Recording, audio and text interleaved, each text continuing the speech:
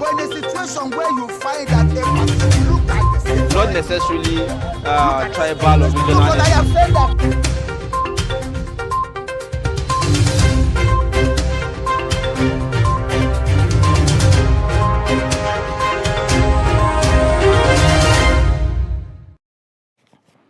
Welcome back. If you're just joining us, this is Daybreak on Trust Television, and it is that segment again where we bring you the major stories that have made the headlines of the national newspapers this morning. And as usual, we will start with the Daily Trust. What a fitting way to begin this day in the face of the new rebranded name marks of the Daily Trust titles. I'm sure for those of you who will be getting your copies today, you'll be served with something completely refreshing. Still the same quality journalism, if not better, but now with improved outlook, something that should refresh your mind when you pick up the papers this morning. And the major headlines on the Daily Trust this morning reads, promotion of Oshibajo's Aisha's Buhari's ADC raises dust. With the riders, officers promoted 2 steps ahead of contemporaries. Lopsided promotion, killing discipline, retired CP. Right former complaint, IGP tell aggrieved officers. You find this and many more on page 5 of the Daily Trust this morning. And of course, you have a graphic representation of the rebranded Daily Trust titles from the Daily Trust dailies to the Saturdays, Sundays, and of course, our vernacular servants weekly, which is known as Armenia. You should look out for this new brand from our newspaper, from your regular newspaper vendors. And right beneath that, we have the rider. Petrol scarcity. Ipman begins strike in Abuja, orders over 50 billion naira claim. Kaduna to recruit 10,000 teachers after sacking 2,357. That story is on page 8 and has been making has been generating a lot of dust lately. I'm sure the Kaduna State government has its hands full with complaints and agitations from the various labor movements. 2,550 pilgrims may miss Hajj, operators cry out. That story is on page 5. And Senate confirms Buhari's ministerial nominees. Those are the stories on the editor's pick. And right beneath the nameplate, the new nameplate if you like, Reps probe 5-year fuel subsidy, alleged 2.9 trillion naira diversion. You find that story on page 23. VP slot, Ayu's fate hanging as crisis over Okowa selection worsens. That story is on page 14. Organ harvesting, FG hires lawyers for Ekweremadu as Senate send delegation to the UK. You find that story on page 4. This particular headline reminds me of the popular cliche that all humans are equal, but some humans are more equal than others. than the others. I hope someday ordinary Nigerians will be in a mess and the federal government will find it expedient to raise a committee such as the Senate committee to show up there and intervene on their behalf. What a way to go for a countryman. It just should be extended to me and every other person. These are the major stories on the covers of the Daily Trust this morning. All right, the next newspaper we're looking at this morning is the Punch newspaper, and it carries this major headline. It says, running mate, Wike Okowa scamps clash as Autumn Fayose threaten Atiku's bid. That is the major headline, and it comes with these riders. Picking Okowa undemocratic. Only God can tell me to support Atiku, says Autumn. Atiku should reach out to Wike, Rivers PDP, and no going back on Okowa, says Aid. Fayose demands Southern presidency, says PDP's constitution backs power rotation. Further down the page, Lagos unveils digitized container classrooms, rewards teachers.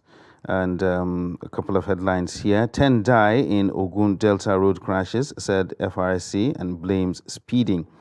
Redeemer School responds to my son's death. It was wicked, mother of drowned pupil. That story is on page 3. Court stops Oyo Deputy Governor's impeachment adjourns till July 5. That story can be found on page 8 of the Punch newspaper. At the bottom of the page there, negotiator says abducted train passenger shot. Families beg reps. And a popular U.S. musician R. Kelly bags 30 years for sex trafficking. Find that story on page 44. Grid collapse, terrorists sabotaging rehabilitation efforts, says the federal government. When you move further up the page above the nameplate, FAAC allocation declined by 30%. States' finances may worsen. That story can be found on page 29. Minister-designate plans to end ASU strike. Senate confirms nominees. Reps probe petroleum subsidy payments, allege 10 billion naira revenue loss. And at the very top of the page there, Nigeria lost 500.6 billion naira crude oil in 5 months. That is according to an investigation. And Ekweremadu ensure justice prevails, Senate tells federal government. And lawmaker kicks as water bill resurfaces at House of Representatives. For details, that's on page 13 of the Punch newspaper. And these are the major headlines on the front page of the Punch newspaper this morning. And now moving on to This Day newspaper. The major headline for This Day newspaper today reads, Otom undecided about support for Atiku once Wike placated. 6 meeting between PDP candidate and Rivers governor. Real reasons Wike lost out on VP nominations. Fayose explains why Wike won't support former vice president's ambition. You have pictures there of the central bank governor and other dignitaries at the African Central Bank Governors Round Table. And right above the name marks there, we have CBN set January 2023 deadline for financial institutions to tighten nose on cybercrime. And below that, you have the belt, R. Kelly, sentenced to 30 years in prison for sex trafficking charges. I mean, this guy has been in problem for just nearly forever. Think of how very inspirational his music has been, talking about people who are depressed, to finding love and all of that, and then ending up in this kind of quagmire. It's such a pity that such bundle of talent will be spending the next 2-3 decades of his vital, natural life behind the walls. And directly below that, you have the story, FG blames terrorists for perennial nationwide power outage. Interesting. This is taking a different dimension, and you find that on page 8. Irabo, Nigeria's securities problem requires political solution, says with citizens working alongside state agencies, 2023 election will be peaceful. You'll find these and many more when you get your copy of This Day's newspaper today. Well, the next newspaper we're looking at is The Guardian newspaper this morning, which carries this major headline, Rumpus in PDP over calls for Ayu's removal and Wike's shabby treatment. It comes with these riders here. I remain PDP's national chairman, Ayu insists. PDP stakeholders disagree on calls for Ayu's resignation. And if governors absent from Osun Campaign Council's election, 11 governors, absent from Osun Campaign Council inauguration. Fayose tacitly declares support for Southern President, and Atiku insulted Wike by sending emissaries, says Otom. Lamido, PDP made Wike must save him from his anger. And that's the major story on the front page of The Guardian. Right below the nameplates there, the Senate state healthcare budgets dip from 11 to 4.65%. Women worries over growing population of street children in Cross River. That story can be found on page 8. And civilian JTF leader, resident, 7 terrorists killed in gun duel. That story is on page 30. Right at the bottom of the page there, Nigeria records staggering upsurge in mass killings, violations against kids in conflict, and drama as Okorocha dares Lawan at plenary. Well, these are the major stories on the front page of The Guardian newspaper this morning. Some part also there from the Green Chambers, but we move on straight to the Nation's newspaper and its offerings this morning. And the major headline on the Nation newspaper this morning reads, ahead of 2023 presidential poll, Fayose Otom rattles PDP. Sometimes it will be good to question the validity and the fan base of these governors, former governors who seem to be holding the party by the jugular. And the riders there to the story, ex-Ekiti governor insists power must shift.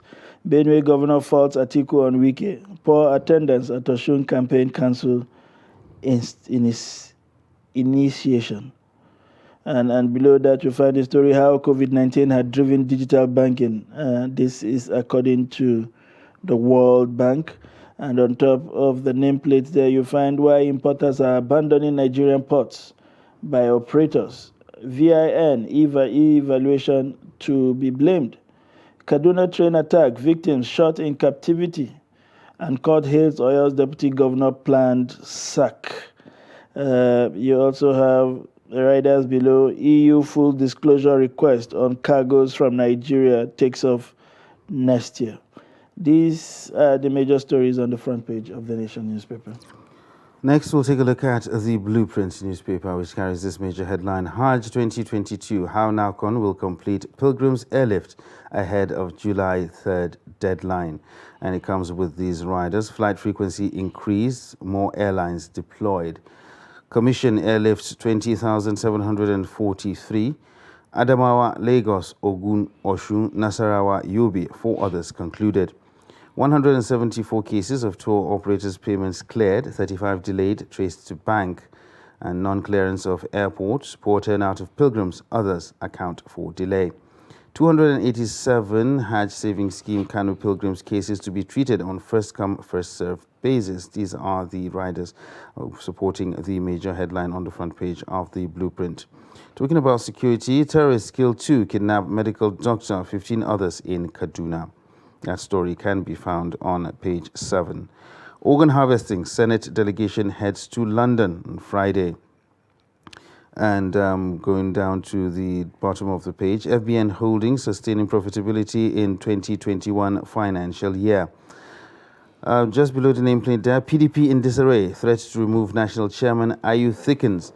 And it comes with these riders: he remains our chair, says the party, and I'll support Atiku only if God asks me to, says Autumn. 11 governors boycott Oshun Goba campaign inauguration. Well, these are the major headlines on the front page of the Blueprint newspaper this morning. We will take a very short breather. When we return, our analyst will be ready with us in the studio to serve you all the major details. Please stay with us. But in a situation where you find that a person look like the same, Not necessarily tribal or regional. but I have said that.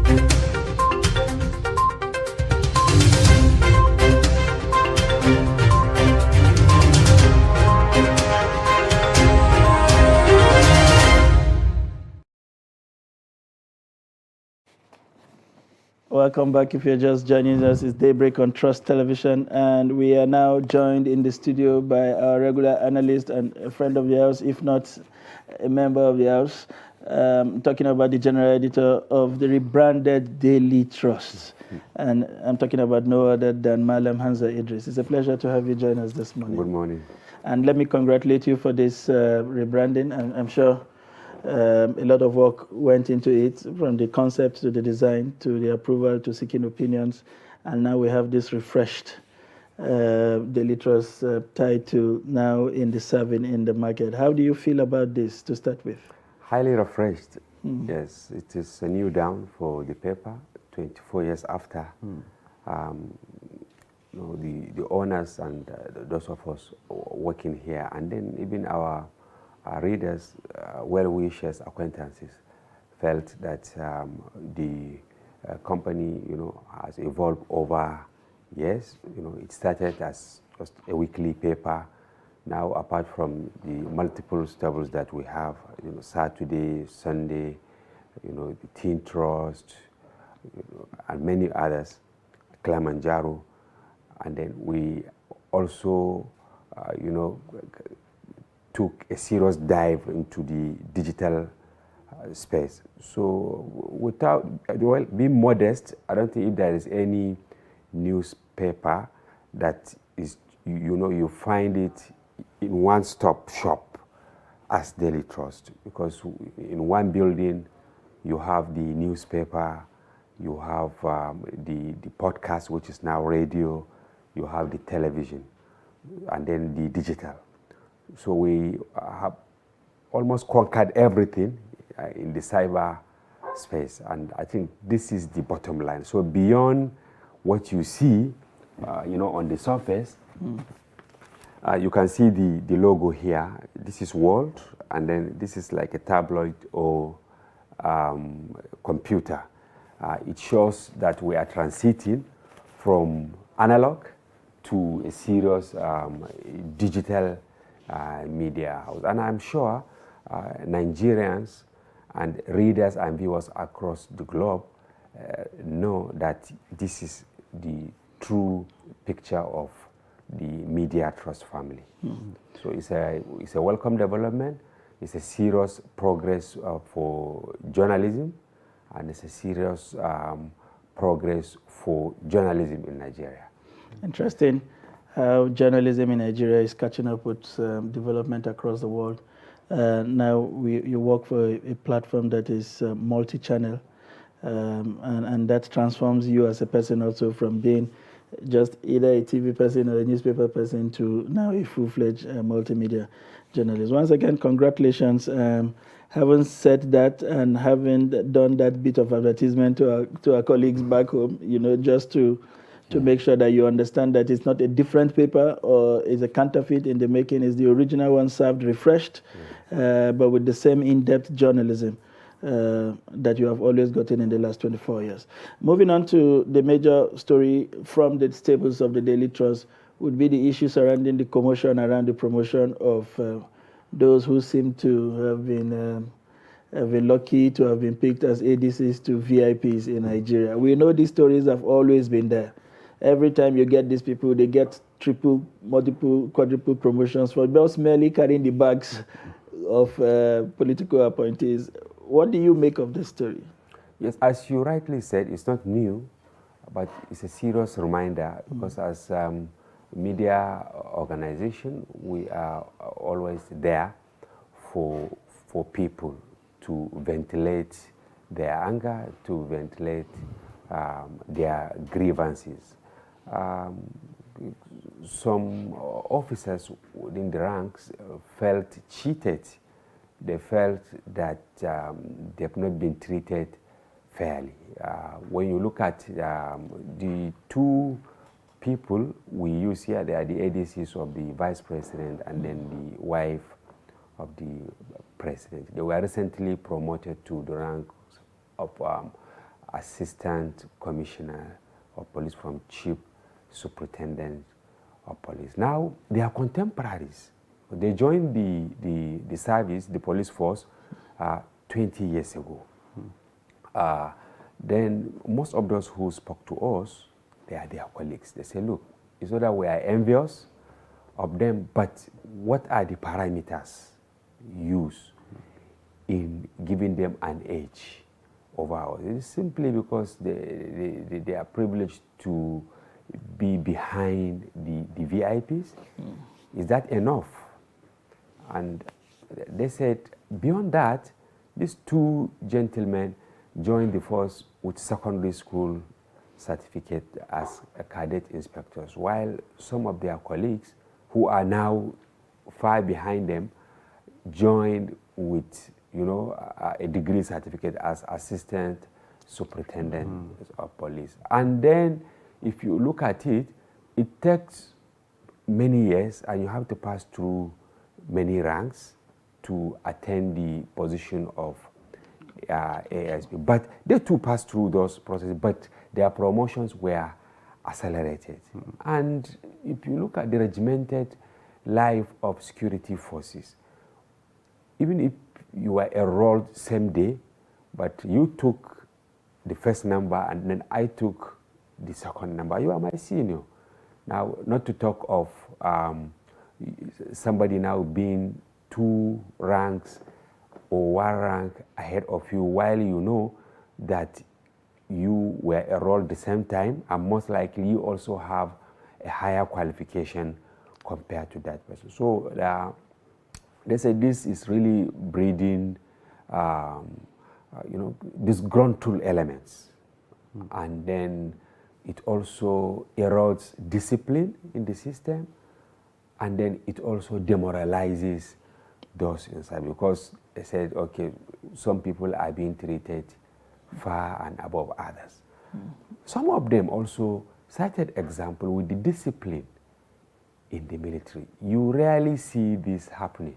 Of course, they do promotion, I remember when I was in Borno, you remember the late Colonel Abu Ali, the gallant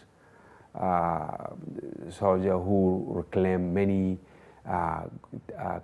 communities taken over by Boko Haram. I remember General Buratai, they went there, went to the bush, and then promoted him, put him, put a rank.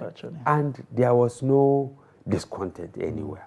It was generally applauded. Now, some of the officers who spoke to us said they expect the police to tour along this line, that you should promote people based on exceptional performance. Yes, it's good to promote people who live far above their peers, but just because I am privileged to be behind, a VIP, then you now give me an unsolicited or undeserved promotion. Some said it will also boomerang because they have witnessed things like this. There are some who were promoted, they got this accelerated development, not because of outstanding performance, but simply because they were privileged to be with some prominent people. And then at the end of the day, it is now affecting them. One of the examples we cited in is the person who served as the ADC to former President Goodluck Jonathan. Now, some of his colleagues are now, I think, commissioners or thereabout, while he was up there, I think Deputy Inspector General or something like that. And then his name was mentioned to be Inspector General. Then it became an issue. On what grounds? Is it because he was able to, sanitize certain places or whatever? At the end of the day, he was unable to get it. Yes. So people are saying the right thing should be done so that you will not create disaffection in the security side. Before we move on from this particular story, I just want to get your take on how unhealthy or how will this affect. You talked about it being a demoralizing factor, because I believe if somebody, a police officer right now, is in the jungle fighting for insurgents and bandits and whatnot, and he feels he has not gotten what he's due, and then somebody for standing behind somebody gets a rapid promotion, how demoralizing do you think that will be for that person, and how do you think it will affect generally the fight against insecurity? You see, we spoke to someone in order to protect their identity. We didn't mention the names, but we have the names. Somebody now left the police a few months ago because of these tendencies, because he felt that he was not being treated fairly. He had no future in the police, and he felt that the best thing is to move on. Now, if you look, anybody who can take such a decision, you know that he must have been demoralized, because you cannot put 20 years of your career somewhere and then abruptly you terminate it yourself out of frustration. As I said earlier, in the military, you know that if you miss promotion, what happens?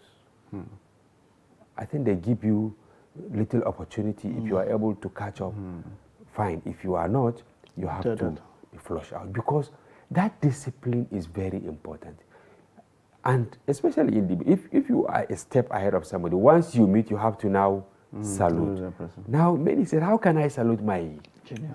We know that God gives power to whom he pleases, but not this kind of opportunity. You know that this is not the work of God. Yeah.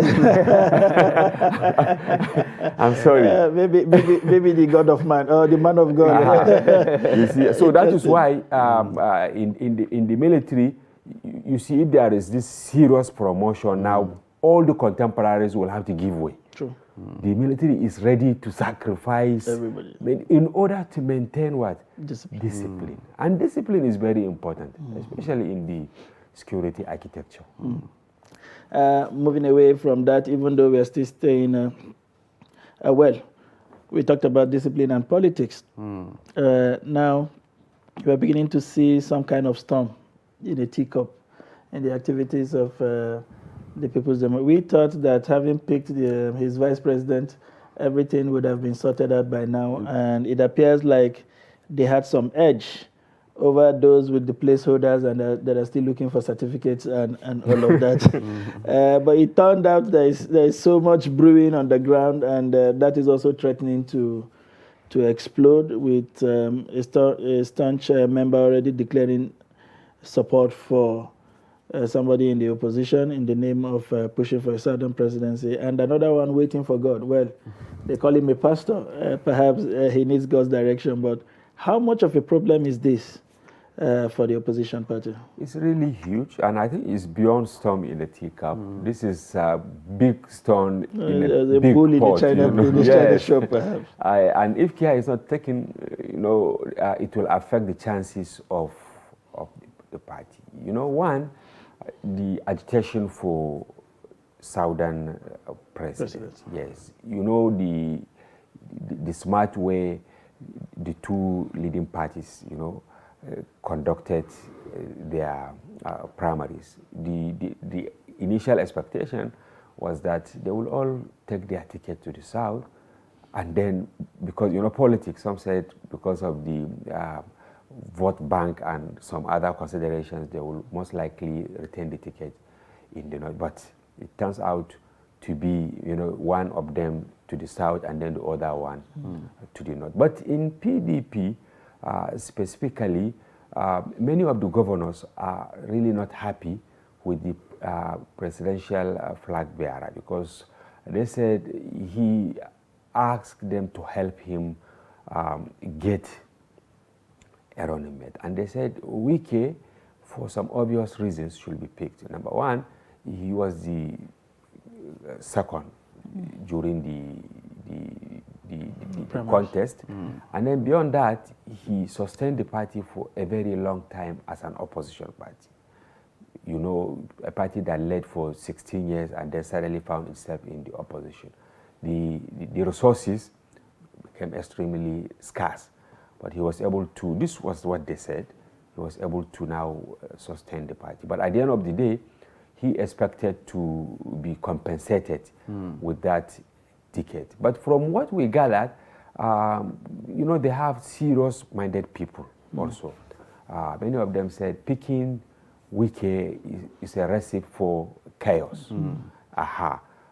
Because he tends to be a domineering fellow. So probably in the first few weeks, they will start having issues in the event they win the election. So they said it's better to get somebody who can really agree that he's second in command as the running mate. And I think that was why Atiku picked the governor of Delta State. But the governors of the party actually, we did a story which they faulted, but at the end of the day, it turned out to be the truth, that there was voting somewhere, and then Wike got it. But at the end of the day, Okowa was. This really angered Wike, and his relationship with Otto.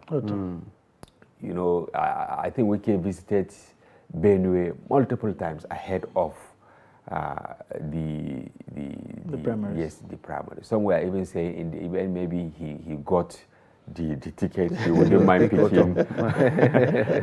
So you can now see the camaraderie there.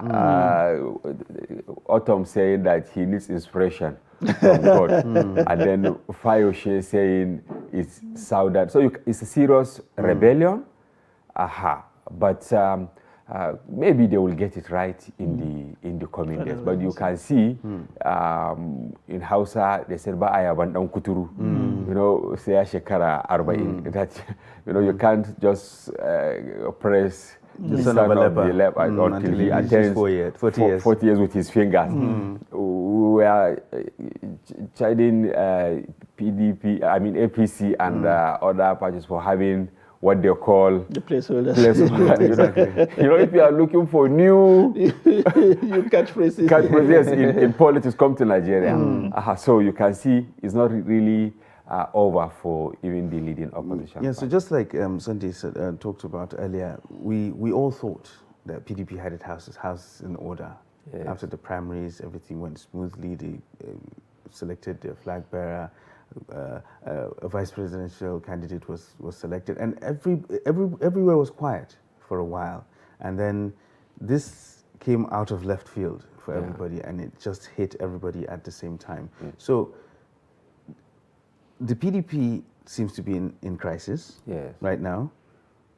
Placeholder parties have their placeholders, which is another crisis on its own. So it seems like nobody has his house in order. How does this translate into anything meaningful for any of these parties come 2023? You see, brief on PDP, they are taking the blame to the flag bearer, but we know that it was not actually a unilateral decision. We learned that some key people who are really controlling the party from behind the scene were those who said Wike is uncultured, so don't pick him. And that is why they arrive at where they are now. But you see, the wider implication of what is happening in these political parties is that they make the electorate angry. Number one, when you look at what the electorate got in the last, how many years now? 16 there, 8 here, around 24, right? What did the electorate get from the same set of people? Because all these actors that you see, very few of them, get to the scene in the last 4 years. All of them have been there for 24 years, or even since the botched Third Republic, right? And then even the Second Republic. Some of them have been there. But up till now, they don't really speak with one voice. They don't really agree. There is no ideology. Absolutely nothing. You can see the carpet crossing. We don't even, is it carpet crossing? I think it's carpet crisscrossing. Exactly. Yeah, it's crisscrossing because you see this one from PDP to APGA, from APGA to Labour, this one from APC to PDP to NNPP. They just want to remain in power and then nothing more. But we keep accusing Nigerians of not having interest in the selection process because they feel that even if they go out to vote, it will not count. And that is why we always have voter apathy. So honestly, this is the biggest take that people feel cheated. People feel that they don't belong. So why should I even waste my time to go and join queue and then cast my vote, which would not translate into anything. So this is the implication. Politicians should be seen to be matured beings. They should be seen as first setters. They should be seen as forebearers. They should be seen as people who will make sense out of difficult situation. Yes, but a situation whereby you cannot even resolve your own internal problem. What about now resolving the problem of the people? Absolutely. I think they should learn to do the things right. Yes. We are indeed looking for that day, that time when the Nigerian politician will truly become a pace setter. One other story that seemed to have vibrated across several platforms this morning would do with the delegation from the Senate to the United Kingdom, apparently in search of one of their own, because the country seemed to be about the bourgeois on the one side and the minors on the other. They've dispatched a committee. I'm sure they are going to fly with taxpayers' money to go and rescue one of their own who is embroiled in a organ harvesting dilemma. Do you think this was necessary given the context that we have a Ministry of Foreign Affairs, we have a foreign minister, we have an embassy in London? Have we exhausted the options we have before they are raising a delegation from Nigeria, as if to say that it was Nigeria itself that is being held behind bars for this I mean, despite our sympathies for the former Deputy Senate President, was this necessary? They are most likely going for tourism. Yes, because if you look at the judicial processes in the United Kingdom, look at how the Boris Johnson passed through many litigations, threat for impeachment and all that, simply because he violated what? COVID-19 protocol. So this junketing will only do little. Of course, the diplomatic option is there, but I don't think if the Britons will circumvent the system. Because the laws are clearly stipulated. He is still a suspect, and you can see the case is snowballing. We saw later written by the former Deputy Senate President to the embassy here, saying that the man that will travel to donate the organ, was going there for this purpose. And then even the visa given to him was for health, right? These are some of the options. But I strongly believe that this trip will not change anything. Yes, they will appear in court on 7th, right? Yes. Then the case will come up, and then the defense and all that. I think if he is able to prove his case that there was no trafficking, the fellow there isn't a minor and all that, he will be set free based on merit of the case. Yes. But if anything to the contrary. yes, they actually decorated the surface while inside is rotting, he will not come back. I think that is where the real issue is. It is not more about the age of the minor, but because I'm sure even from merely their documentations, the Britons would have seen that. I think the argument is about whether or not the person you took is in the full understanding. Did he have a lawyer draft any agreement with you, somebody who is completely aware of the implications of what he was doing before you got him? Or you just basically just throw money at the face of hungry people and the consent? I think that it is in proving that those fine details, like you have mentioned, that his freedom hangs. It's not enough to just take people who are disadvantaged and you throw money at them and they accept. And you see, the laws there say there should be consent without any inducement. So even if they now said, after you donate, we'll enroll you in school. That is an inducement. So, exactly. Prison. Absolutely. So it's a serious, it's a delicate matter, yes, but we hope that they get it right. But the wider implication again is, if things are fine in Nigeria, will they have traveled to the UK? We would not have needed to. You see, so, and these are our leaders who have been there for time immemorial. They can't access healthcare. What about you and me?